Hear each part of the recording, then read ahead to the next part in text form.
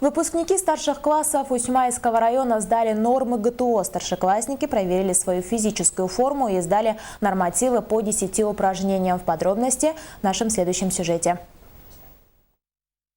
В связи с тем, что с 2014 года по всей России началась работа по внедрению всероссийского культурно-спортивного комплекса для всех категорий населения, в Усьмайский район 26 ноября прибыли представители Республиканского центра тестирования для того, чтобы принять тестирование у учащихся выпускных классов. Мы, как представители, руководители центра, объезжаем улусы района с тем, чтобы на местах ознакомиться, какая работа ведется, каков механизм реализации данного проекта, ознакомить специалистов с требованиями комплекса.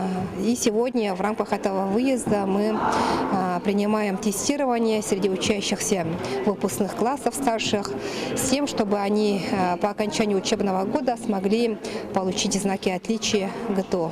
Нормативные требования спортивного комплекса состоят из 80 упражнений в зависимости от возрастного диапазона. По словам представителя Чураптинского института физкультуры и спорта, усьмайские школьники справились с этой задачей. Их состояние, конечно, волнуется, переживают, как будто экзамены сдают в школе. Но волнение немножко сказывается на их результатах, поэтому мы стараемся успокоить. И это пробное тестирование такие, которые позволят им оценить себя, чтобы потом поставить следующую задачу, на следующий раз выполнить лучше их. Поэтому у них есть какое-то преимущество перед другими детками, они уже прошли какую-то такую школу начальную сдачи этих нормативов.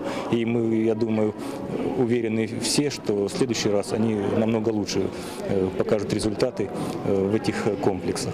Мотивацией послужило то, что золотые значки и сертификаты, выданные школьникам, дают дополнительные баллы к поступлению в высшие учебные заведения. Анастасия Выборка, Владимир Таюрский, НВК Саха, Усть-Майский улус.